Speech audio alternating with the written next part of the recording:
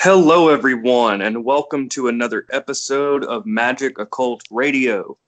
I am your host, Taliesin McKnight, and I am together here with my fellow host, the Logos of Ophiel, aka Theophilos Peleus.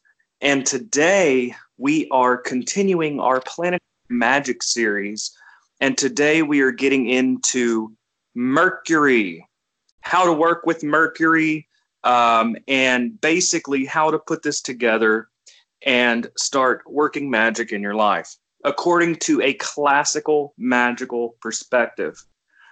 So today we're going to go into how to time your rituals like a Renaissance mage, and we're really going to get into some mechanics for those astro mages out there. We're really going to get deep into this, and we're going to try to stick to classical magical tradition.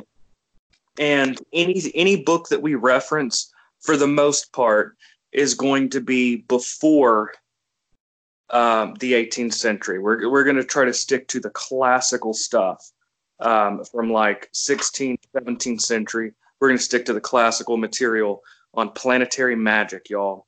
So I'm going to bring on my fellow host, Theophilos Peleus, and I'm going to let you kick this off here tonight, and let's get started, man. Let's do it. Yes, no problem. I'm pretty excited. Mainly because this is my ruling planet in my chart, and Mercury has always been predominant in a lot of ways. So let's really go into what Mercury signifies. Now, when we look at the planets, their names and nature, a lot of times go all the way back to the Greek deities that we place on them. So when we look at Mercury, and I know you're going to touch upon this right after me, but there is a nature there.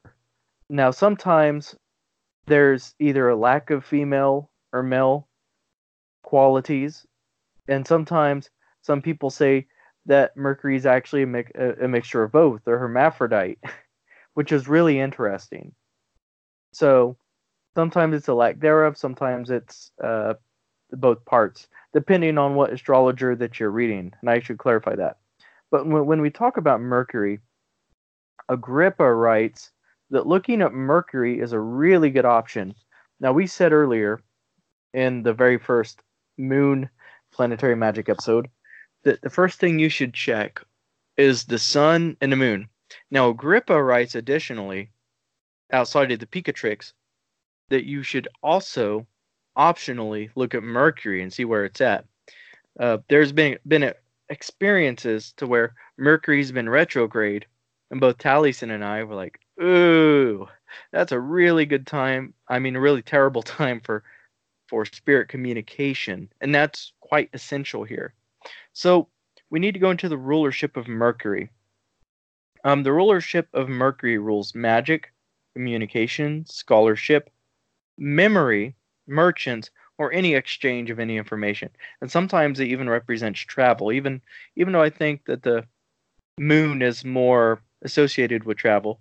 But the planet Mercury has a lot of similarities, more specifically with the moon, and mainly that water is its element because Mercury is so fluid.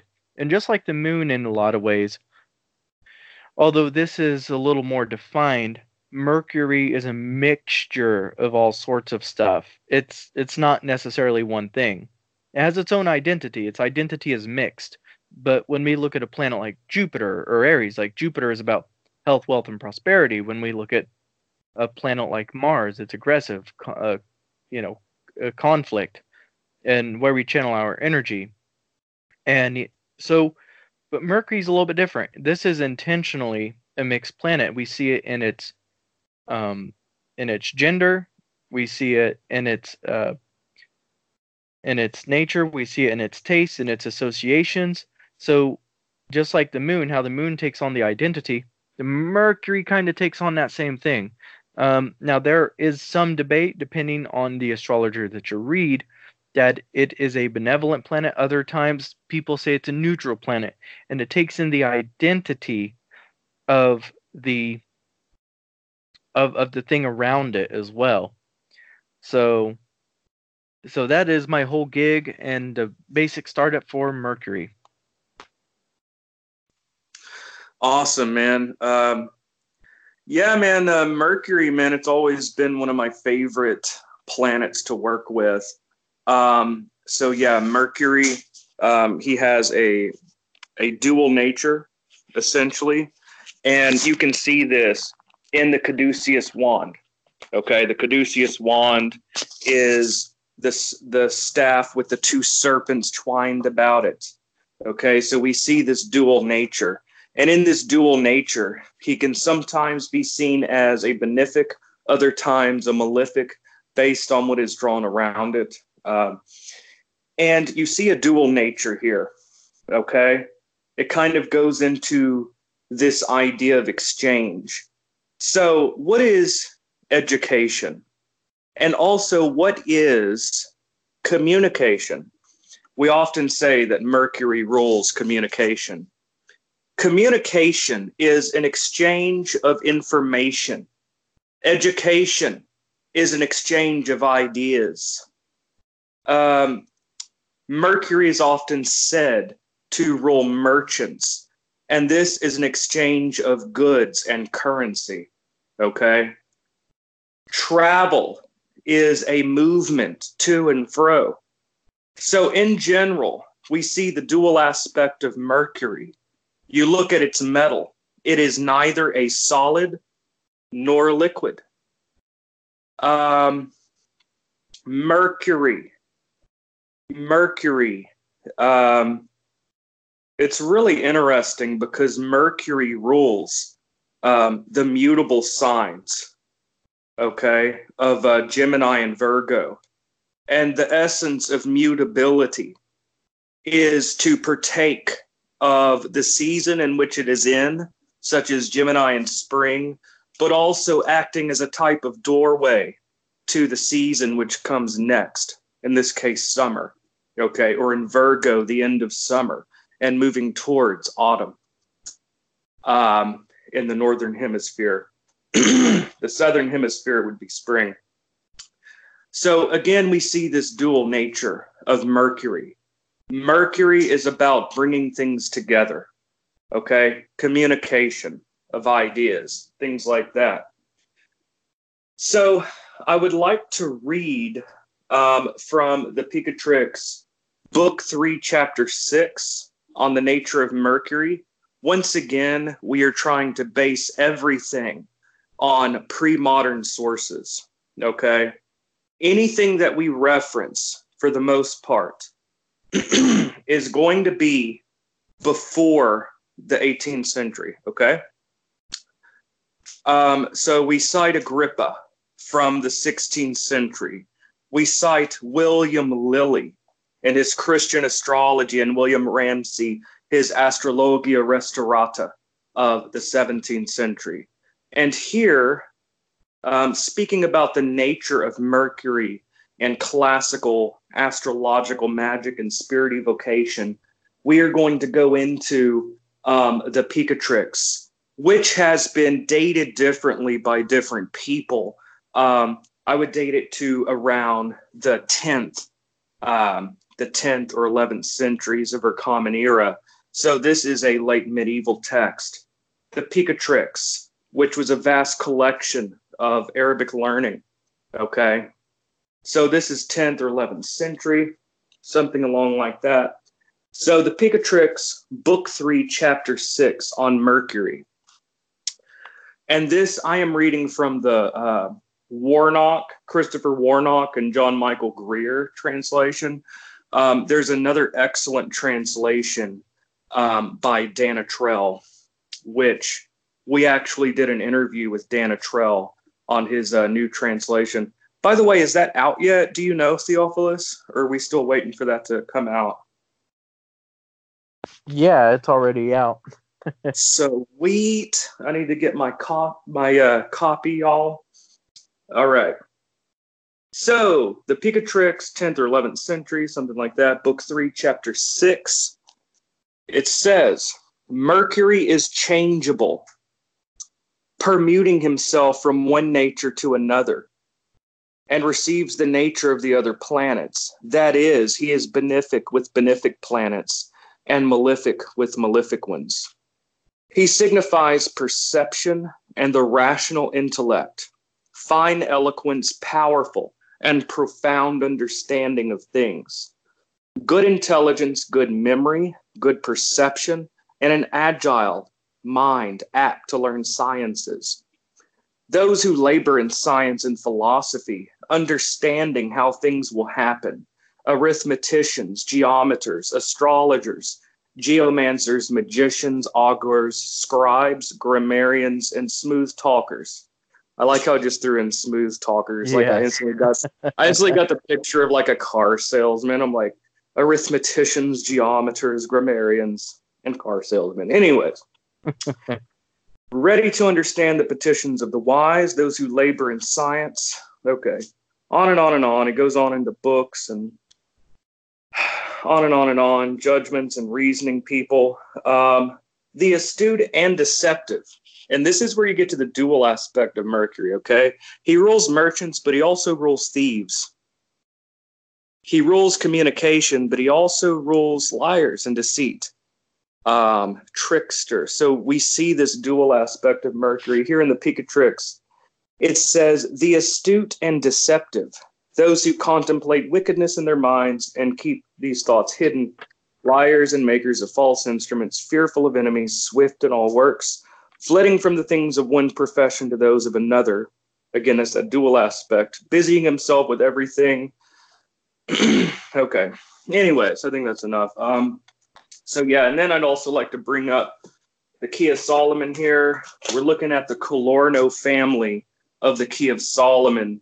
And there are many different manuscripts from different families of the Key of Solomon, Tos, Graikos, all these different versions of Bognazzar. Well, Stephen Skinner's veritable Key of Solomon, well, Stephen Skinner and David Rankine,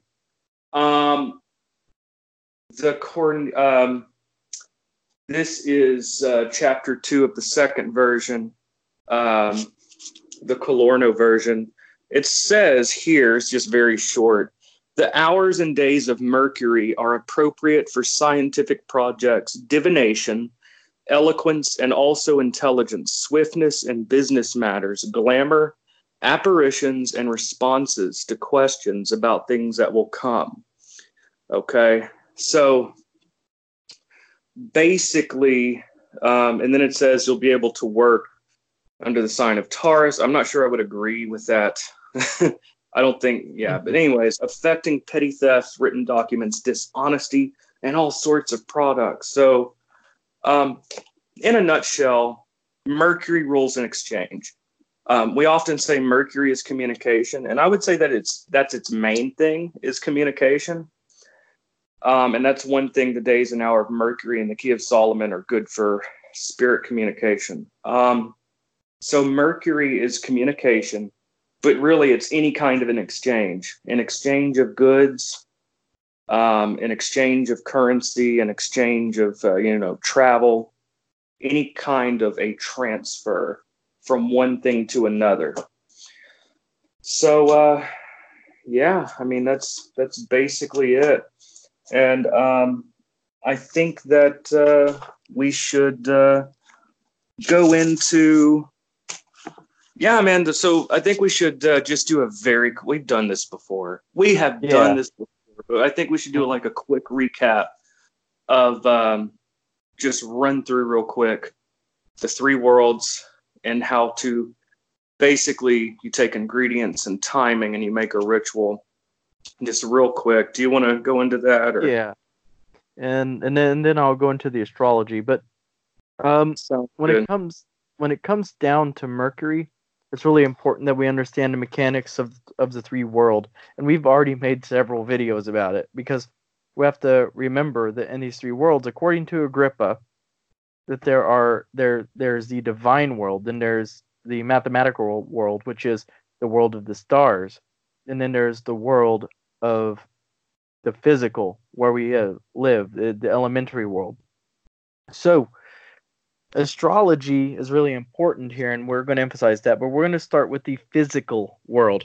In the physical world, everything has a sympathetic nature. And where do these sympathetic natures come from? What are these sympathetic natures called? They are called virtues. It doesn't mean you're a virtuous person, but it means that these have serious metaphysical qualities that each element contains. And even though Agrippa doesn't initially state it, there was at the time a cosmology called the Great Chain of Being, which comes from Timaeus's Plato at the earliest source, as far as we know. And this was reintroduced into European culture through Marsilio Ficino. So he brought in Neoplatonism through his school. Now, through these sympathetic properties, think of a doorway, if you will. When you open a door and you see the next room, and think of that door like astrology. You have two rooms. Now, if the astrology is not right, then the door isn't necessarily open for that timing. Once again, this is Renaissance and even in some parts medieval astrology. So, when I say this, when it comes to the astrological timing, it is key. Okay, there are a few simple rules here when we do astrological magic. And Christopher Warnock has two wonderful books, but the one we're going to be focusing on, he has more books than that, but the at least one we are going to be focusing on here is called Secrets of Planetary Magic by Christopher Warnock. It is a tremendous book. I advise everyone to get it for basic planetary magic. So, he actually has a few rules here, which I will list and use these as an outline in every single video from now on. The first is that the planet should be dignified, preferably by sign or exaltation. The planet should be rising, i.e. conjunct the ascendant, or colluminating, conjunct the midheaven. It should be the hour, preferably of the day of the planet. Okay, in addition to planet and the moon, must be unafflicted. In other words, neither the planet nor the moon must be combust. That is within 8.5 degrees of the sun. Retrograde or significantly slower than the average speed. In detriment or fall. Making an applying opposition or square of any other planet, of an applying conjunction in opposition or square of Saturn or Mars, because those are seen as malefic planets. Then we have conjunct the south node of the moon, or malefic fixed star of Algol, which is 26 degrees in Taurus. We covered a lot of that in the first video, but those are the general rules that you would follow. But once again, I would also like to apply. You can also get, for example, each planet in its house when we're looking at the skies. For example, when we were talking about the moon, you can get the moon in the 4th house. Or you could get Venus in the 7th house or the 2nd house, because it rules those houses based on the sign. So there are the sympathetic properties there. So for example, when we talk about Hazel is linked to Mercury. So when we look at Hazel, we need to think about this great chain of being going from God to the earth. Okay, so there is this material level of where it starts with stones, plants, trees, all the way up to animals, up to man. Then this is where it gets a little bit astrological, and even to invisible creatures, as Catholics would say, or creatures we can't see, or intelligences that we can't see. And then the next step would be intelligences, which give these things virtues according to Agrippa. Then you generally have this the planets of the archangels, which govern the intelligences and give everything its property. Then you have the 9 orders of the angels above that. Then you have the heavens. Now, the heavens is really important. This is the mind of God, or nous. Now, nous was a really big Neoplatonic concept that got really Christianized here. So we're not talking about a pure Neoplatonic concept in the mind of God. And Cornelius Agrippa's book breaks this down. He even says right in the beginning that this is a very complex idea and that even he knows limited knowledge on these three worlds. He even writes that if you lack knowledge in any of these three worlds, that your magic is nullified, that the effects are minimal. But once again, we are talking about Renaissance astrology. So I'm going to pass the talking stick over to Taliesin, and we'll both talk about the astrological aspects. All right. That was very good and very helpful. So yes, everything that you said, absolutely. So Agrippa was a writer in the 16th century, okay, the 1500s. Okay, he wrote his De Occulta Philosophia, and he wrote a bunch of other texts, okay? His 3 books of occult philosophy, De Occulta Philosophia, this became like the foundational text of the latter Renaissance magic. But Agrippa was basing a lot of his ideas on earlier writers, okay? The ideas expounded upon by Agrippa are found in the Neoplatonic writings of Proclus, Plotinus, Iamblichus, and could also be found in the classical Hermetica or Hermetic literature, such as the Asclepius, which was actually one of the few texts that survived into the medieval period preceding Marsilio Ficino's excellent Latin 15th century translation. Of course, Marsilio Ficino created or helped to foster a Neoplatonic and Hermetic revival in Florence, Italy, with his Platonic Academy. So really, this is a Hermetic Neoplatonic concept that was absorbed. So even though we cite Agrippa of the 16th century, this idea is actually much earlier. This is the fundamental ground upon which classical magic was built. We're looking at the edifice and the structure of the mechanics of classical magic here. So the 3 worlds are elementary, celestial, and divine. We have, and you already touched upon this. I want to step in a little bit here before you go into that. You Okay. can't mention Agrippa without mentioning Marsilio Ficino, and I've been really contemplating on this. Even though it's a little digression from the video, I think it's really important. Marsilio Ficino was a priest who was hired by the Medici family, and he was hired to translate texts. If not for him, we wouldn't have the Picatrix. I'm sure we would have had the Orphic hymns much later, but he translated the Orphic hymns. He translated several other works. He translated some of the Neoplatonic works, creating a Neoplatonic school. And you could say that he created kind of a cult. There was already the chain of being, but he threw in the world soul. He threw in all these other Neoplatonic concepts. And even in his book of life, when you go through his books, he essentially, you could say, he was equally, even if not more influential in Western magic than Agrippa. Without Marsilio Ficino, you wouldn't have an Agrippa, and even grimoires would be way different. Their contents would be way different. I thought I would throw that in there really fast. Yeah, man. Absolutely right. And I want to go a lot deeper into Marsilio Ficino at some point. But basically, at the most basic level, we have the elementary realm, which, when I say elementary, interpret physical.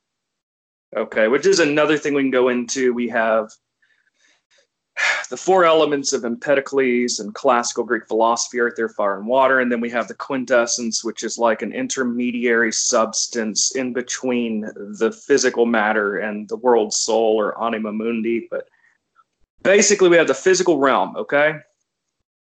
The physical realm, these are objects that we can see and touch. Basically, we have our candle holders, our candles, we have our incense burner, We have stones that we can handle. We have pieces of metal and scribing tools. We have a physical circle, robes, anything that you can touch with your hands. These are physical objects, okay? This is the basic level.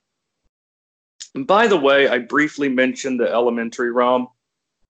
This is different than Wicca, and it's different than Victorian Lodge magic. Even though the four elements were fundamental, very rarely will you ever see elemental magic. It's very unusual, okay? So even though I mentioned the elements, it's not like you're working with these four elements in that way, okay? So we need to get rid of these modern ideas if we want to understand the classical approach. Classical magic, even though I say elementary, just scrap the idea of the four elements. We're just talking about physical, basically, okay? We're talking about physical objects you can touch. So anything that you can see and touch with your hands, this is the first tier, okay? So basically with Mercury, you get mercurial stones, such as agate or marble.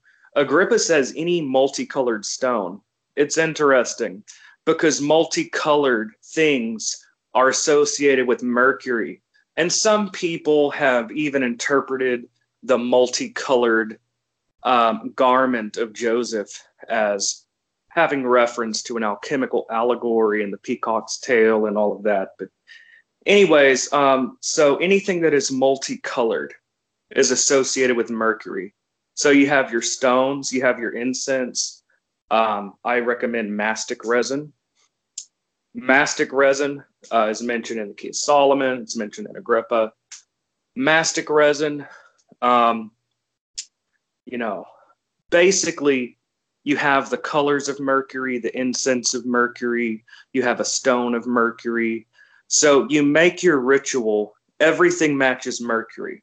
Like I said, you have incense associated with Mercury, colors. You try to have everything in your ritual, things of Mercury. And what you're doing is you're creating a receptacle, a vessel to attract and pull down astrological forces. And you know what? We've talked about this so many times, but I think repetition is important. I used to repeat a lot in my videos, and people would be in the comments. They'd be like, stop repeating yourself. Well, even though it seemed awkward, it was intentional. I knew that I was doing it. I knew that I was repeating the same thing over and over. So people thought I was just like repeating myself. It was intentional. My focus is not, I don't really care how I appear. I'm not trying to make smoke and mirrors, and I don't even have an intro to my videos. I know I'm doing a side thing, but it's important. I don't even have an intro. I've had so many people offer to make me like music and like cool effects. I don't want any of it, man. I want to give the information, and I don't care how the delivery looks. I'm trying to drill it into people's heads. So repetition, repetition, repetition. So I think it's good that we're repeating over and over. This model needs to be ingrained. So anyways, everything physical needs to relate to Mercury. Stones, incense, candles, everything. Second level up is astrology. Astrological timing created a doorway. To the next level up, the third part of this three-tiered system is the divine. Whether you're pagan and you see this as Hermes or Thoth or whatever, right? Or you're coming from a Christian or Islamic standpoint, whatever your tradition, that third level, the divine realm, whether as seen as deities or angels, whatever, astrological timing opens up a doorway. So you have your physical objects at the proper timing, and you access the divine. And you're creating a receptacle to receive a ray of illumination from that divine realm.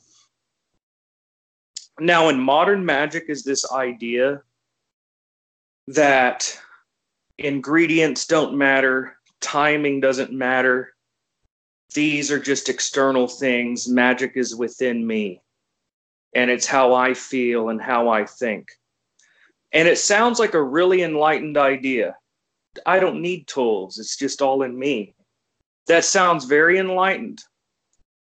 But the classical magical tradition, ingredients mattered and timing mattered because this is how the technology worked. They had a different orientation.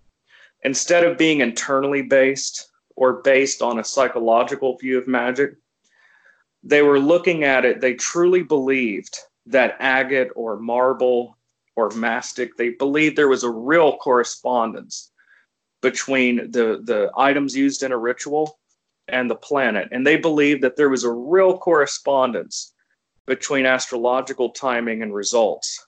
So, you know, timing and ingredients mattered in this classical model. And we're not saying that this way of doing magic is right and other ways are wrong. There are many different approaches, just throwing that out there. But this is the predominant view in classical tradition. There are differences even back then, but this is the more common perspective. And I think it's important to become oriented to the classical model. So in the elementary realm, we have physical items, which are ingredients. Celestial realm, we have timing. And this creates a doorway. And I think that this is a perfect time to segue into essential dignities. And basically, we can blast through that. And then we can go on into correspondences and crafting this into an actual ritual. Okay, and you do see a lot of repetition of theory and stuff, but we don't know where people are going to begin, man.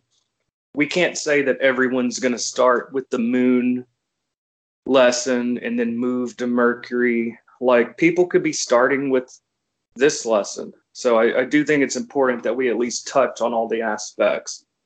So, yep, I'm going to bring the mic back to you, sir.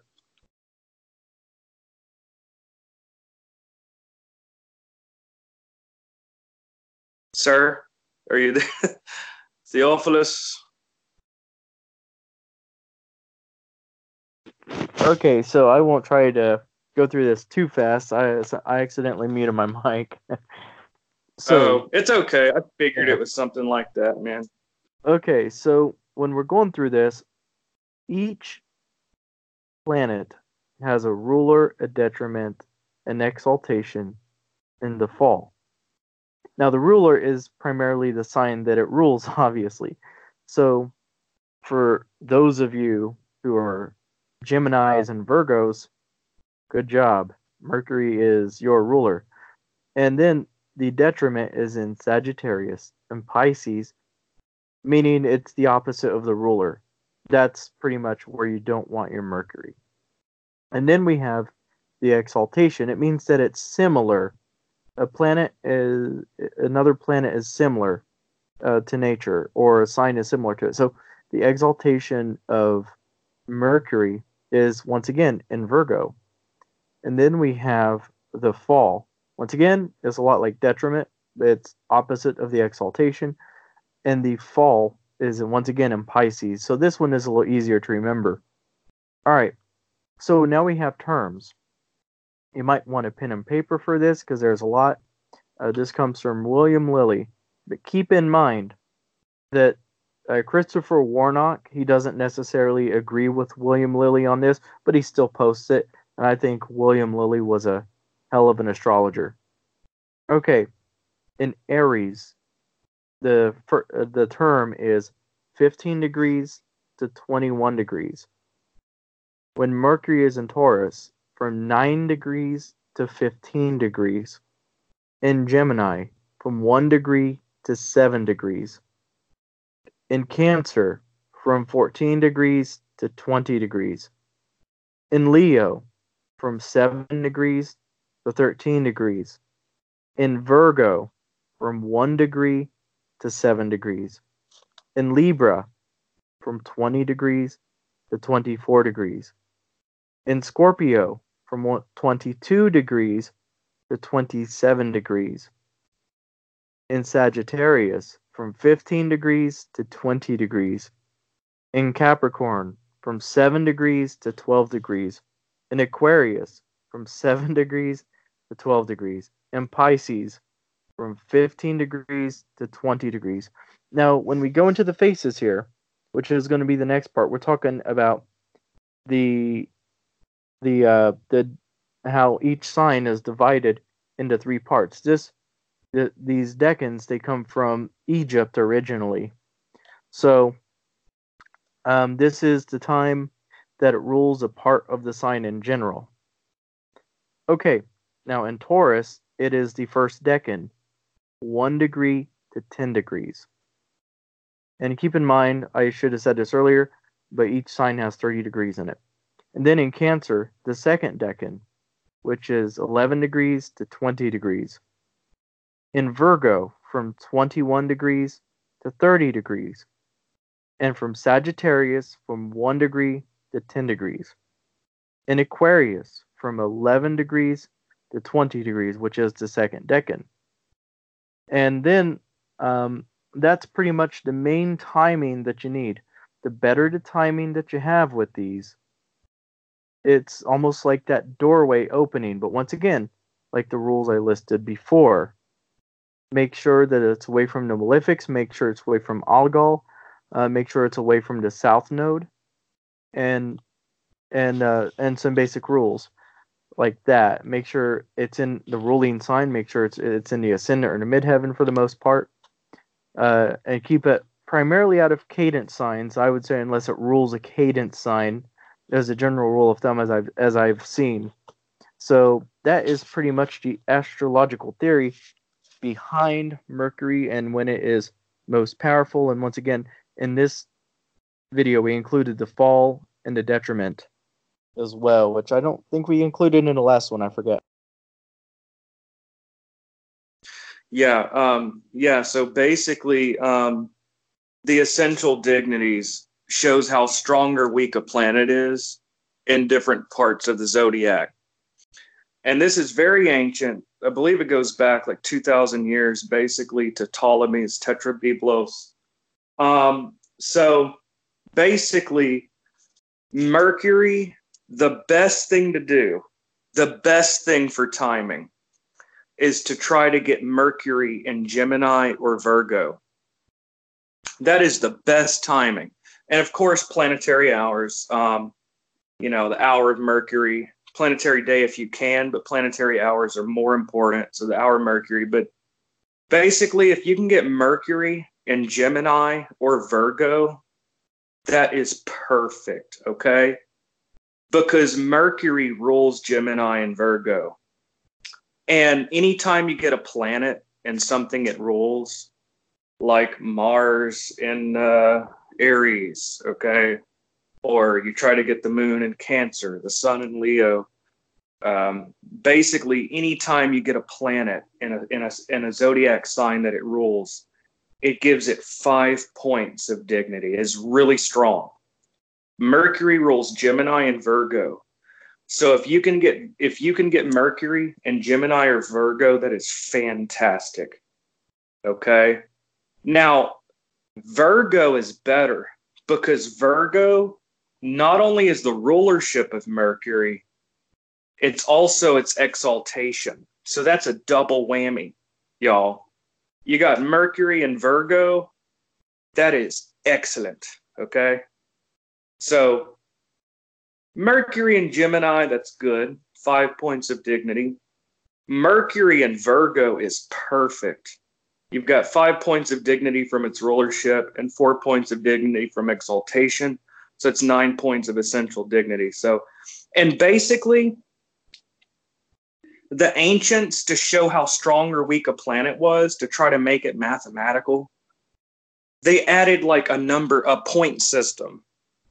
So if you get a planet in any zodiac sign that it rules, like the moon in Cancer, Mars in Aries, right? It gets 5 points. Okay? If you get a planet in a zodiac sign that it's exalted in, like the sun in Aries or Jupiter in Cancer, you get 4 points. So that's what I'm saying when I'm talking about points. the ancients added a point system to show how strong or weak a planet is. So like I said, Mercury in Gemini, its rulership, it gets 5 points of strength in the point system, okay? But Mercury in Virgo is even better. It's in its rulership, it rules Virgo, and it's exalted in Virgo. Okay, so that is the best thing. So Mercury in Gemini or Virgo, Virgo is better. And Oh yeah.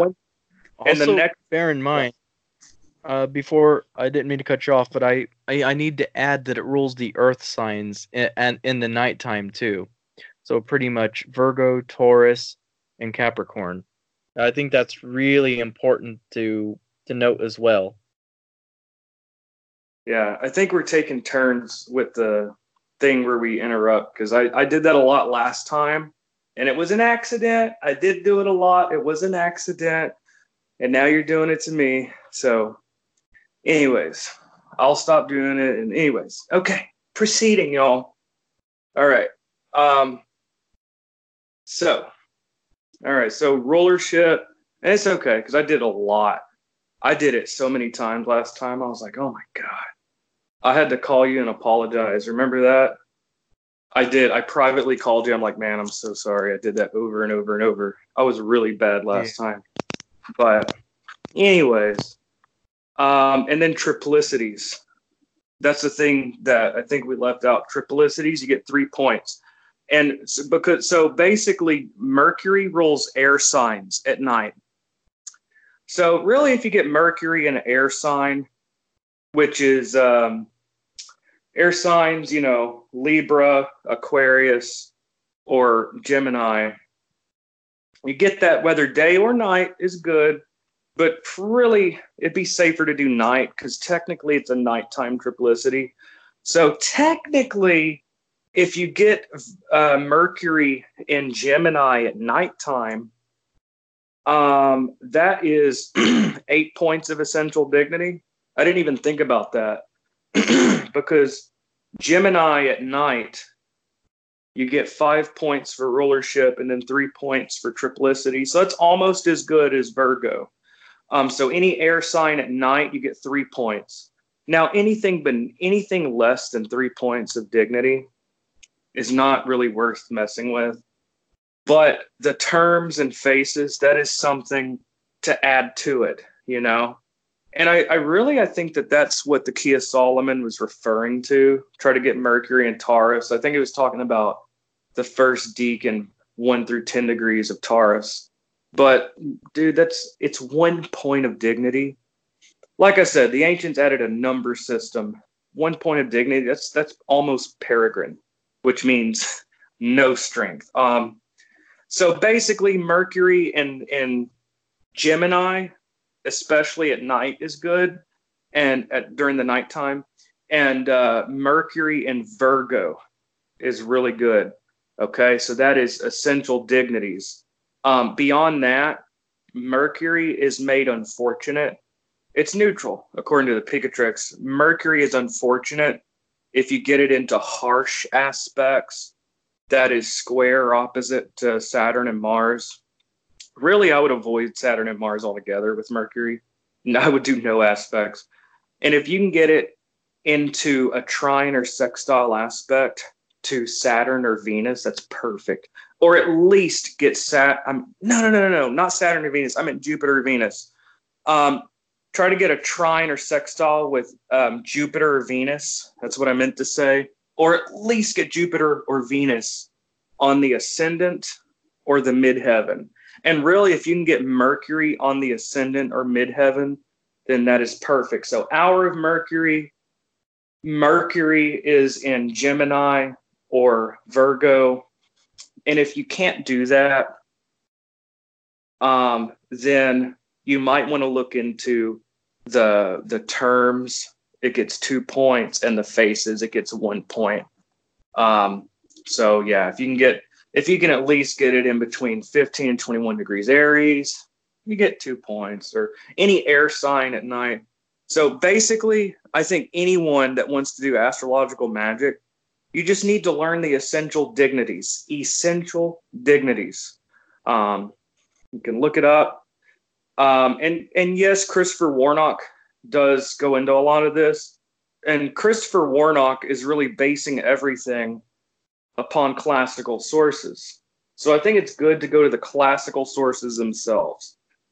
William Lilly's Christian Astrology, which a lot of people are like, what? Because of the title. It is an excellent read. You have to understand it's written in the 1600s, okay? Christian Astrology by William Lilly. Astrologia Restaurata, William Ramsey. William Lilly is better as a source. And these are both from the 1600s. So anyway, so yeah, that is the second level up. So you have the second level up is astrological timing. And now I think we ought to go into the physical objects, which are the correspondences, like Agrippa or whatever. Or do you want to do something else? I'm going to pass the mic to you, whatever you want to talk about, man. Yeah, I think that's pretty much the next thing. They are the sympathetic associations that are associated with this. I'm going to read an excerpt from Agrippa because I think this is really important on Mercury. Now, granted, every astrologer and every magician has their own nuances here, including Agrippa himself. And this is from Book 1, Chapter 29. What things are under the power of Mercury and are called mercurial? Things under Mercury are these, amongst elements, water, although it moves all things indistinctly, amongst humours, especially which are mixed, as also the animal spirit, amongst tastes, those that are various, strange, and mixed, among metals, quicksilver, tin, and silver marcasite, amongst the stones, emerald, agates, red marble, topaz, and those which are diverse colours, and various figures naturally, and those that are artificial as glass, and those which have the colour mixed with yellow and green, amongst plants and trees, the hazel, five-leaved grass, and herb mercury, fumitory, pimpernel, marjoram, parsley, such as have shorter and less leaves, being compounded and mixed natures and of diverse colours. Animals also that are also quick, sense, ingenious, strong, constant, swift, and become such as easily acquainted with men, dogs, apes, foxes, weasels, the hart, and a mule, and all animals that are both sexes. Now, keep in mind, I have to throw this in here. This is well before people understood the science of a lot of this. So, okay, those which can change their sex, such as the hare, the civet cat, and such like.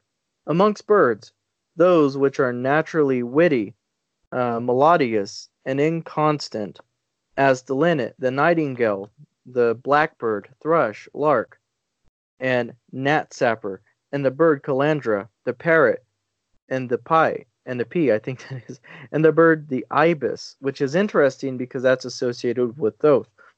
The bird, porphyrio, the black beetle with one horn, and amongst the fish called the tracheus, which goes into himself, also the porcentrel, for deceitfulness and changeableness, and the fork fish for its industry, and the mullet also that shakes off the bait off the hooks with its tail.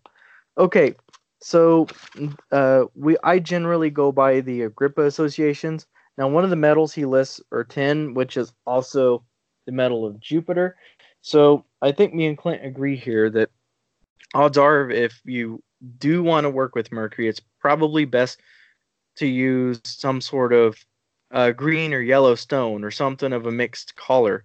And as we see, as I said before, a lot of the nature of Mercury is mixed in nature. It's intentionally that way. As we see, it rules the mutual signs. The changing of the seasons. So when we look at this, all those things that he lists, they are mutual in nature. They are focused on this idea of change, and I think that's really important. Now, with everything else here, let me see if there's anything else. But once again, we have to keep in mind also that sometimes we leave this out, but it's cold and dry. And the incense that should be used is mastic resin. And that comes from the Key of Solomon. And then we have pretty much the Archangel Raphael. And then we have the Olympic spirit Ophiel. Now keep in mind, the orb of Mercury is very important. So if let's say you're working on a talisman with Mercury, let's say um, Saturn is there. Saturn, although it may be 3 degrees away or 4 degrees away from Mercury, an orb is where it kind of, to make this make sense, absorbs the energy of that particular planet. So if it's within 7 degrees, that's going to have a major impact, especially on Mercury. And then there's the moiety, which is half the orb. So if you're going to work with an aspect on a point, you have to make sure that the aspect and the placement is within 3.5 degrees of the aspect in order to be that for a perfect aspect. So that's the general gist of the associations from Heinrich Cornelius Agrippa. Yes, and yeah, aspects, the orb is really important. So, for example, if it's a trine 120 degrees apart, you want to make sure, because different astrological apps, they use a lot of modern astrology that may use a different type of orb or moiety. And basically, an orb is the range of a planet's influence, okay? And the moiety, that's a weird word, is half of an orb. So the orb of Mercury is 7 degrees, and half of that is its moiety. So the half of 7 is 3.5 degrees. So basically, a lot of these modern astrological apps, their aspects may deviate. So 3.5 degrees, that's not much.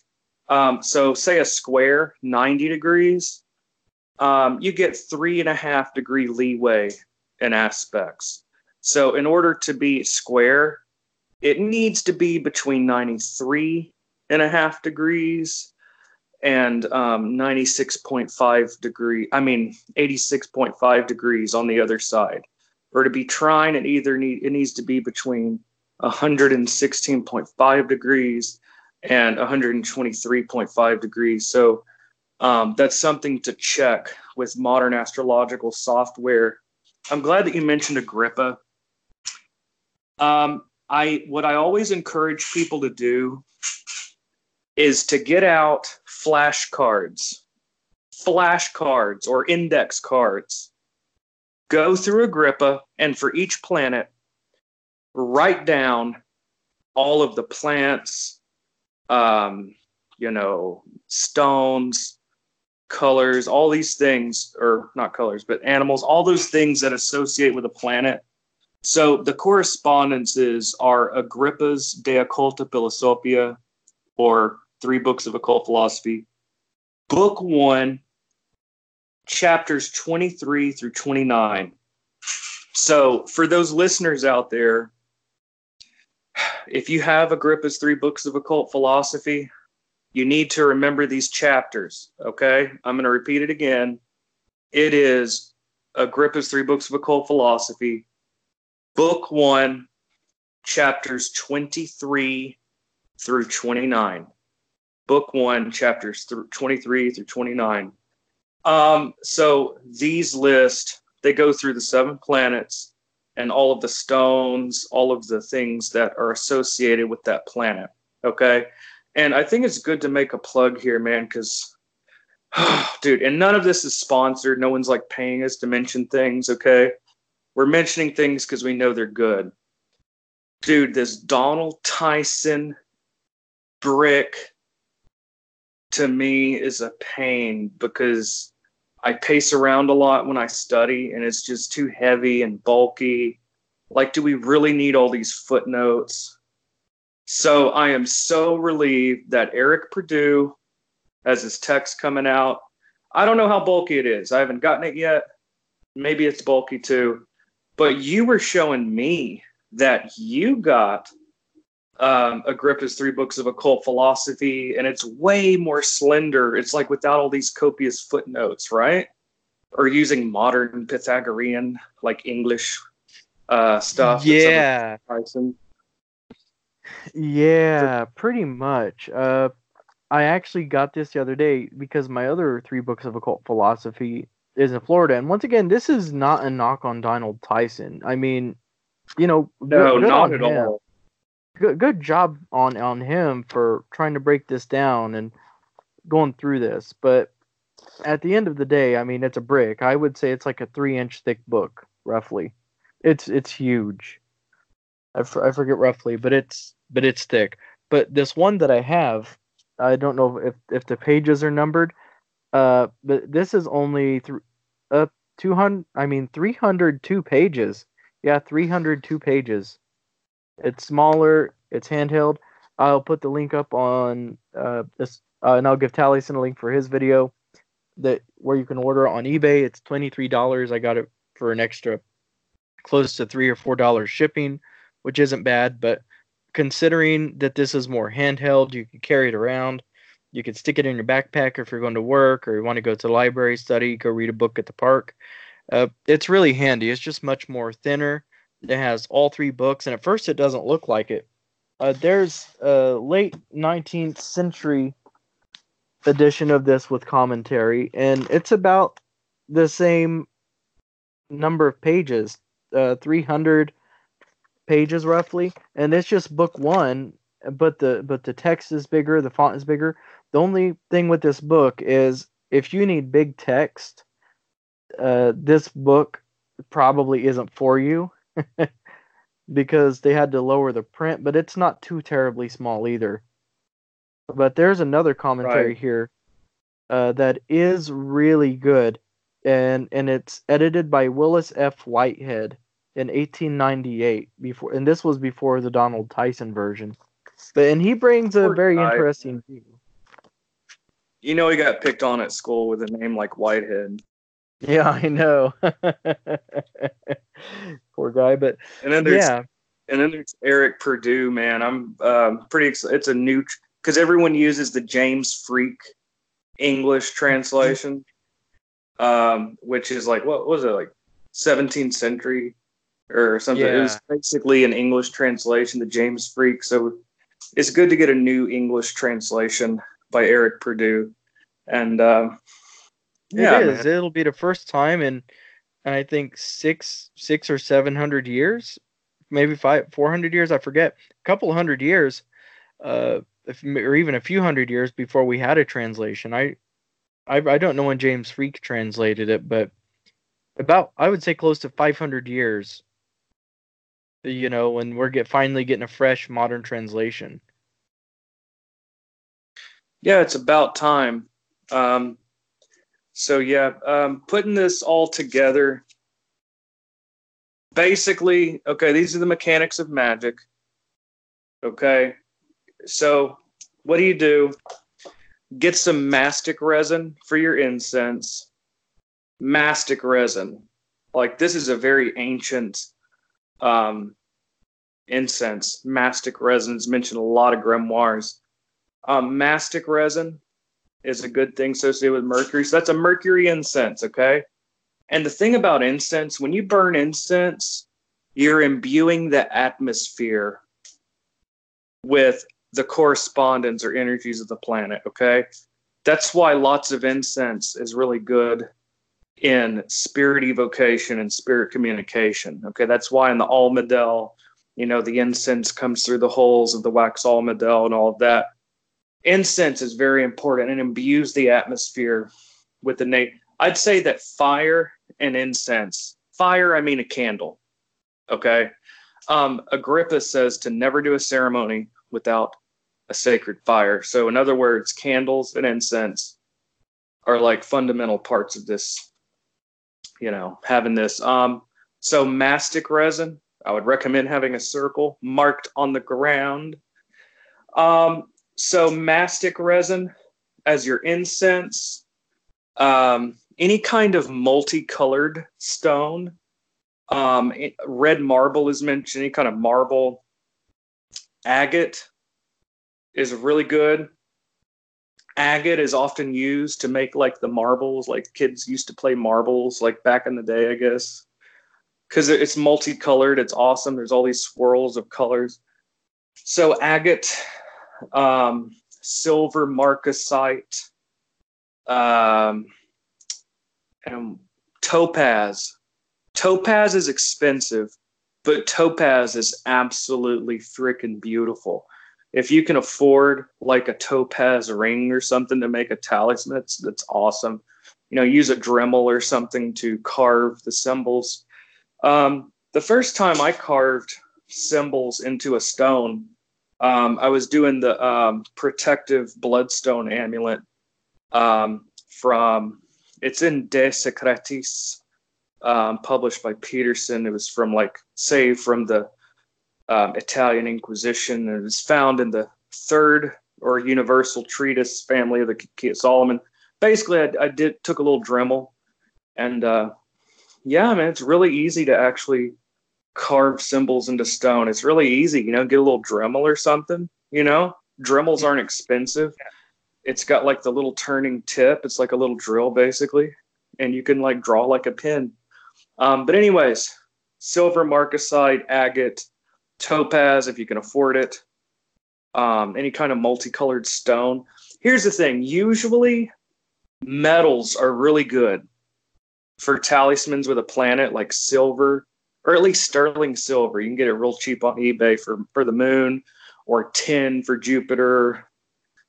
But metallic mercury is very poisonous, not to mention it's a liquid, y'all. Okay. So Mercury is one of those it's that planet where you're going to want to use the stone instead of the metal. So, and stone talismans are really effective. If you can't do that, a paper or parchment, at least use the color, orange, or I think orange is given in the Key of Solomon as the color of Mercury, anything multicolored. So yeah, basically get the stone, have the incense mastic resin, have a circle marked on the ground. And basically you use correspondences to create a type of vessel or cup to draw down the astrological forces. While Mercury is in Virgo or Gemini, or at least in an air sign at night. And during the hour of Mercury, there's so many apps. Okay, if people are wondering, how do I calculate planetary hours? Okay. What is that app? Is it Planetary? What's the one? I stopped using it, but it whenever it goes into the planetary hour, it'll say hour of Mercury. It's called Planetary Times. It's yeah, still really good. Now you have to pay, I think, for inputting other locations. It's not bad. Like $1.49 permanently. I mean, the app makers have to make money, so I completely understand. But yeah, they've got to eat. They got to feed their kids too, so I don't mind paying like $1 or $2 for a really awesome app. Planetary Times, man, it's an app, really good. So that'll tell you when it's the planetary hour of Mercury. Get Planetary Times app, y'all. And then hour of Mercury, Mercury is in Virgo or Gemini or an air sign at night. That's when it's strong, free of Saturn and Mars. And basically, you have your circle on the ground, burn your mastic resin to imbue the atmosphere with something with Mercury correspondence to help attract it. Basically carve your talisman. Actually, you'd want the incense outside the circle and use a wand. Hazel, by the way, is the wood of Mercury, hazel. have a little hazel wand, and if you have a chain for the talisman, hold it on the wand outside the circle with the wand, so you're not leaving the circle, and hold it over the incense and do your call to Mercury. So basically, you're using physical objects, correspondences, to call down the powers of Mercury at the proper time, either for spirit evocation, you're trying to talk to Raphael or Ophiel or whatever, either spirit evocation or talismans. And there's also dream work, okay? If you want to do a mercurial, that's really another thing. But while I'm here, I want to say one more thing. I'm going to give an example from the Picatrix. The reason I want to bring up this portion of the Picatrix, this uses correspondences in a really interesting way to attract and draw down that power. So basically, astrological forces, according to astrology, manifest as events on Earth. So what you're doing is you're reversing the process. You're doing mercurial things on Earth to draw down the forces. So this is the Picatrix. This is 10th or 11th century. The Picatrix, Book 3, Chapter 7. So the Picatrix, Book 3, Chapter 7. Again, this is from the 10th or 11th century. Everything we've talked about is from the 1600s and earlier, the 17th century and earlier, except for we mentioned Warnock, but he uses classical sources. Anyways, the Picatrix, 10th or 11th century, around that time, Book 3, Chapter 7 says, when you want to pray to Mercury and ask him for one of the petitions that pertain to him, such as petitions of scribes and regencies of kings, dress yourself in the garments of a notary and scribe, when the moon is conjunct with Mercury, and proceed in all your actions as though you were a scribe. I don't know, like you walk like a scribe or something, talk like a scribe. On your finger, put a ring of fixed Mercury. Yeah, don't do that. Do not do that. Mercury is very toxic. Do not. But anyways, it's just an example to give you an idea, an example of correspondence magic that's over 1,000 years old. Because with such a ring, Hermes the wise used to work. Sit on a chair of the kind that schoolmasters use and turn to face Mercury, holding a piece of paper in your hands as though you intend to write on it. Have the proper suffumigation and a thurible of fixed Mercury. No, do not make an incense burner of fixed Mercury. That's a horrible idea. That's like kill yourself type of stuff. But in which you put the suffumigations. As the smoke rises, you make this call to Mercury. So I just thought that was an interesting example from the 10th or 11th century of, having mercurial objects during mercurial things to be able to draw down. And again, what does it have? It has a suffumigation, which is burning incense, and a call. So that's the most fundamental thing, okay? See in the Key of Solomon, consecration of pentacles, burning incense, and the call. So, basically have your circle on the ground. Have your stone of Mercury. It could be marble, silver marcasite, topaz, if you can afford it. Or what was the other thing? Agate. Carve your symbols in it. Call on Mercury, and then hold it over the incense and make your conjuration. Or if you're calling on a spirit, call on that spirit. While Mercury is in Virgo or Gemini, or at least an air sign at night, and during the hour of Mercury. So that's basically it. And of course, we also want to look at lunar phases. You want a waxing moon if you're trying to bring in waning moon to destroy. So waning moon would be good for communication with the dead and all that. We've never really talked about necromancy, but that's a whole other thing, y'all. But that is basically how to take these ideas and to craft it into a ritual. This is how to time your magic like a Renaissance mage, a real Renaissance mage, And this is how to do astro magic, like a classical astro mage. All this stuff is from the 16th century, 12th, 11th century. We're trying to stick to the classical pre-modern magic of the medieval and Renaissance period.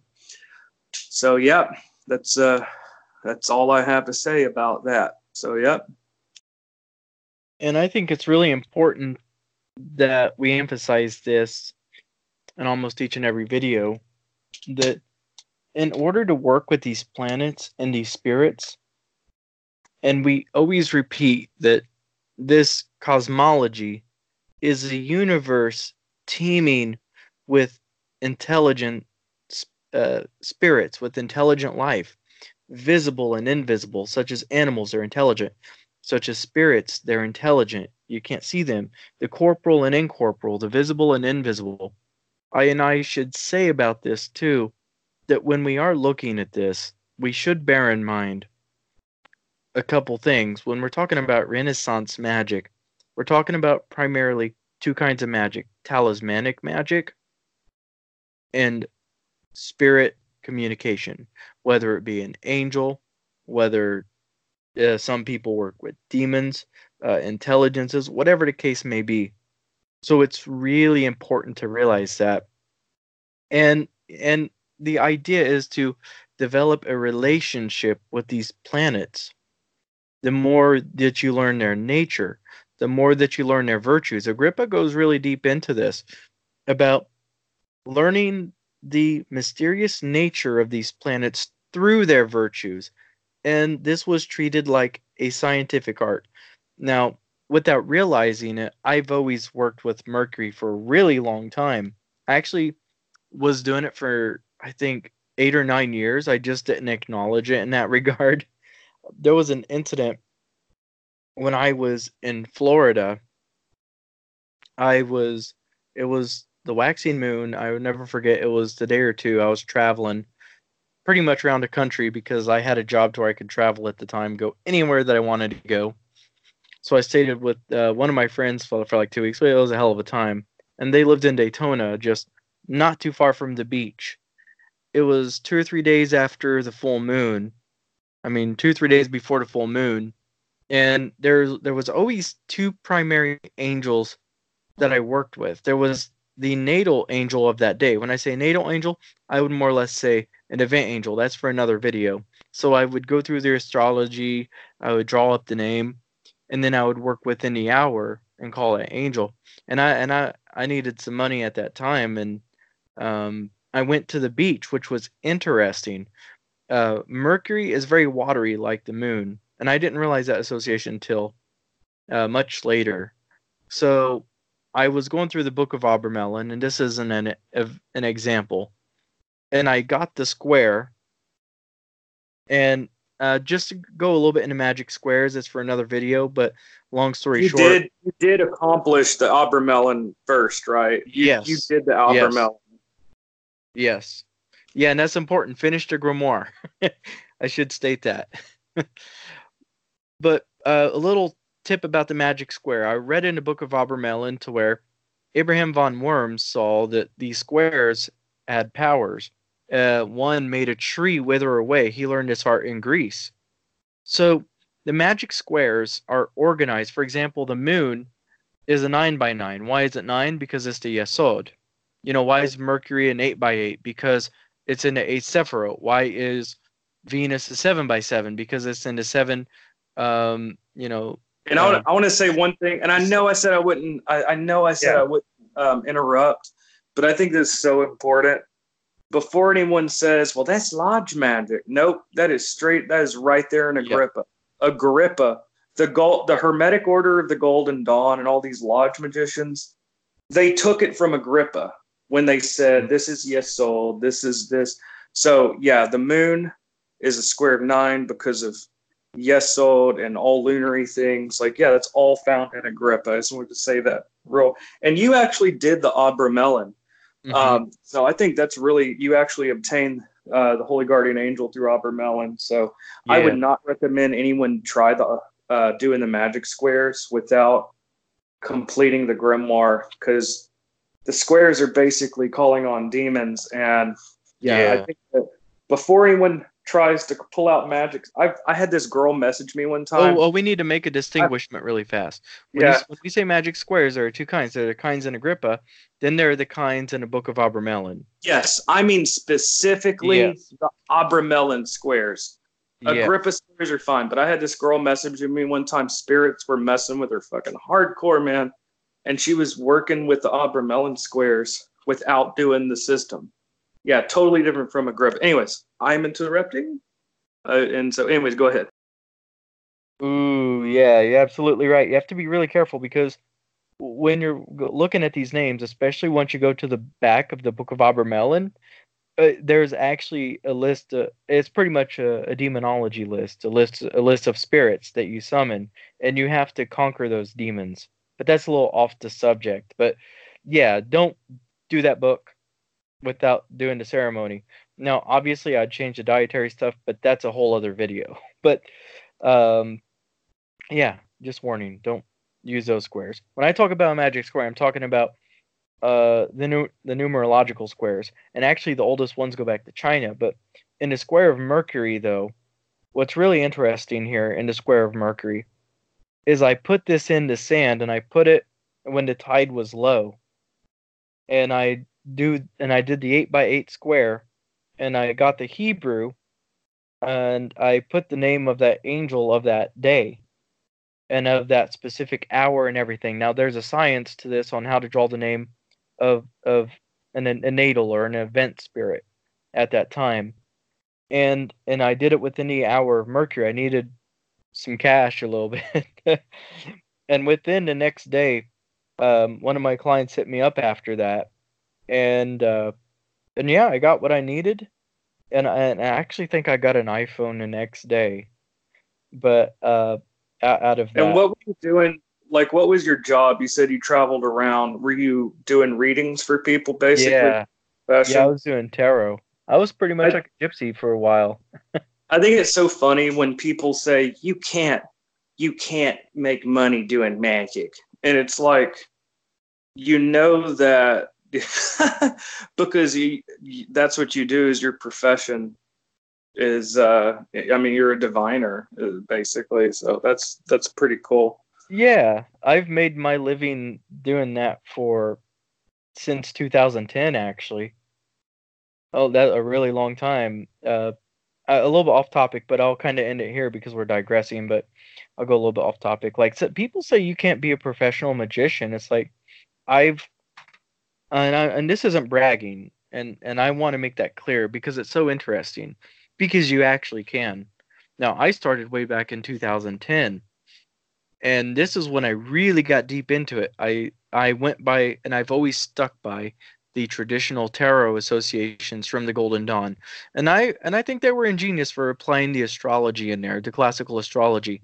You know, uh, you know, I commend them for that. So that was the system that I used, and even to this day, like I still do geomancy. I still wake up and I do my chart.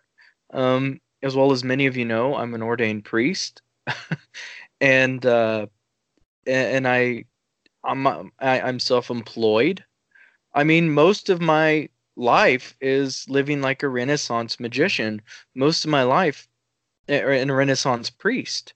That's literally what I do for a living. I'm not out writing books or doing any of that. And if there's anyone who says you can't make money off magic, well then quit buying magic books. You know, quit going That's to true. metaphysical stores. And because this is a vocation, and your vocation should in some way benefit you in some way, because that's what it is. But I'm going to end it there on that rant. But yeah, uh, you can I'm make a the living I'm the as a magician. opposite. I'm the opposite though. I don't do any work for anybody ever. I just decided I don't want to because I did for a little while when I was all doing the hoodoo stuff, and it just became too much for me, man. People get in, try and tell me about their boyfriends and all these things. And I do a ritual for people, right? And then he would come back or whatever they're trying to manifest, and then he'd break up with her again, and then the chick got really pissed off at me. It's like the thing technically worked, okay? You just fucked it up by, I don't know. But anyways, I decided I don't even touch that with a 10-foot pole. And I get people all the time trying to get me to do stuff for them. I don't do it, man. That's why I have strict I do ethics. magic. I do magic for myself and maybe immediate family, and that is it.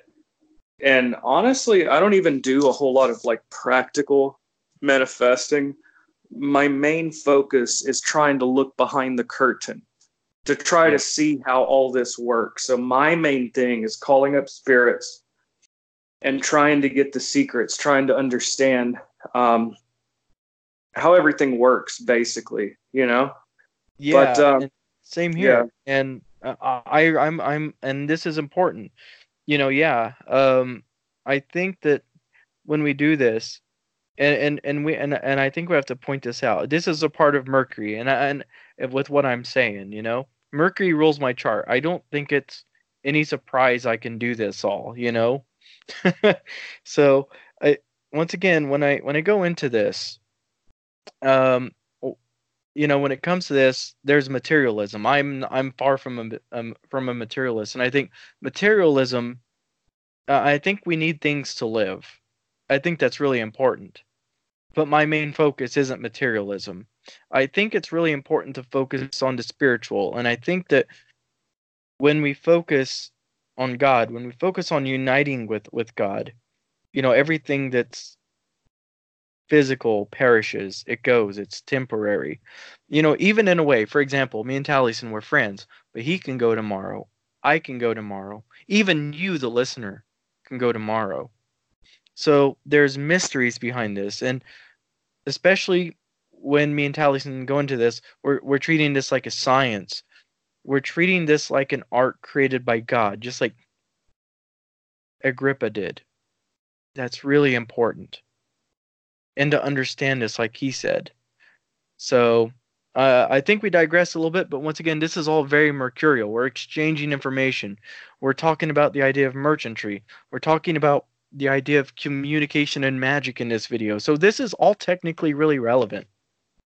It is. And yeah, we're going to go through all 7 planets. We're going to go into dream work and, man, just all kinds of things. Man, I'm really looking forward to this series. So, yes, everyone, thank you very much for tuning in. And by the way, we have created an online church community, basically. Do you mind if we talk about that real quick? Is that cool with you? Yeah, we'll talk about it together. Go on. Yeah? All right. So here's the thing. We are trying to recreate classical Renaissance magic. That is our goal. And basically, Theophilos here is an ordained priest with 11 lines of apostolic succession. 11 lines of apostolic succession, okay? And it goes all the way to back to the old Catholic Church. And me personally, I'm about to get ordained in the same thing. May 10th of 2019. This is like what, April 20th, 2019. May 10th, next month, I'm going to be an ordained priest with apostolic succession. Like I said, going all the way back to the old Catholic Church of the Netherlands. So yeah, we decided to create an online church community. And I understand that Christianity is not very popular today. Being a Christian magician is not exactly the fad. It's not exactly in nowadays. But yeah, and going in with the Renaissance magic, basically, we're not telling people what to believe. First of all, I'm speaking for myself here. First of all, I personally think all paths lead to Rome, okay? It doesn't matter if you're a Buddhist or a Hindu or what. However, Christianity has always been a deep part of my own heart. And so, yeah, we're not telling people what to believe, but we are structuring this definitely in a very Latin Rite, Roman Rite, old, like Catholic way of doing things. Okay. I'm going to be doing like a Latin mass. And a lot of that's found in the grimoires. So basically we're starting like a grimoire church community, and it's Christian. It is absolutely Christian, traditional, almost like old Catholic type of thing. Okay. Obviously we're not Catholic. We're not celibates. I'm married. I have a wife, but we're gonna basically organize it with that type of ritual, okay? Because that's what they did in Renaissance magic. So we're not trying to push religion on anyone or anything, but we're basically operating like a traditional Christian church, with grimoire magic and a focus on angel magic and things like that. It's called the Church of Ophiel. You can find it on Facebook. There's even a group for those that are interested. Once again, I've said this before, but I want to make it clear, we're not pushing religion on anyone, but this is like a traditional Christian online church community. So if anyone is interested in taking part or, seeing more about what we're trying to do, the Church of Ophiel is found on Facebook. We have a page and a group, the Church of Ophiel, because we're talking about Mercury, and Ophiel is the Olympic spirit of Mercury from the Arbitel. And Ophiel is both of I see Ophiel from the Arbitel, that Olympic spirit, is like my patron spirit. Like Ophiel, I see him as like my patron spirit. And that's kind of like something we have in common. You call your channel the Logos of Ophiel, or the Word of Ophiel. So, So the Church of Ophiel. So I thought this would be a perfect time to announce our church. And basically what we're doing in, the Church of Ophiel. So do you have anything to say on that? Yeah, I do want to emphasize a couple things. But like I said, I'm probably actually a Catholic at heart. I just don't agree with some of the tenets of the Pope. That especially, I'm not going to go into all that and some of the politics that are involved in it. But I've always been Catholic leaning, and I've mentioned this several times. When I was 13, I saw the Mass, and it's kind of like, I see this as magic is secondary, and the old primitive church, or I would even say the tenets of Christianity come first, and helping people comes first for me in this. We go by the liturgical year. We go by many of the rites, like the adoration of the Eucharist. And then I also go by the liturgical hours, pretty much, more of the Bavarian version. And there's so much to this. It's so much more in depth. And I also follow the saints, especially me and Taliesin. We were talking about the incorruptibles, like Mary of Agreda, and she's really important. And, for example, Our Lady of Fatima, Our Lady of Guadalupe. And we go really deep into this. So, like I said, magic just so happens to be something that we accept. And even Jason Spatafor said it best. There was a witch hunter's manual on the very first page. It said, thaumaturgy is good. Or, as in modern terms, thaumaturgy is good. So even then, and thaumaturgy is practical magic, like for love or money or any of that. That's thaumaturgy. Yeah. So, like I said, we are actually or a church that does services. Like I said, I think we're still working ironing out the wrinkles and parts of it. So, like I said, um, magic comes second for me in it, although I do accept it and I do it. But I think the big focus is on charity, thoughts, words, and deeds, and to help guide people through this. Especially, I think the liturgy of the Mass is important. I think the Mass is the most fundamental rite in the West, and it changed the West forever. I would also venture to say Christianity, too, is a living mystery tradition, quite literally, to the Word. And so that's how I treat this church. And the Church of Ophiel, like Taliesin said, is our patron spirit. And I've had and my patron archangel is Raphael. He's guided me on my path in a priesthood, and I love him so much. Shout out to God, shout out to Raphael, shout out to Ophiel for all the gifts and fruits, for all of our growth. And we're very blessed to have this church. We're very blessed to have you listening to communicate this. We're blessed to have YouTube. And this is a time to be really thankful for everything, not to pander.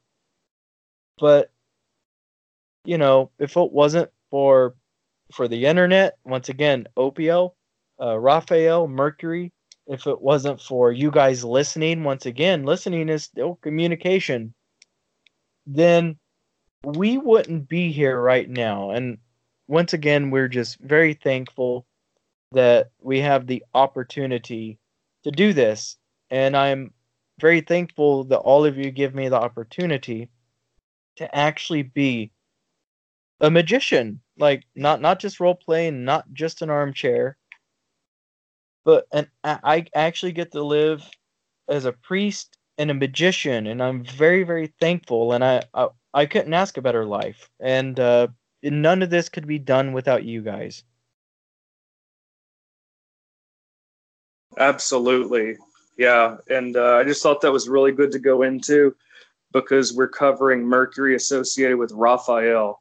I mean, well, yeah, Raphael and also Ophiel. So, anyways, I guess that's it. And I look forward to the series. And I hope everyone has a wonderful day. Thank you for listening in. And it's much appreciated. And have a great day, everyone. Have a great day, everyone.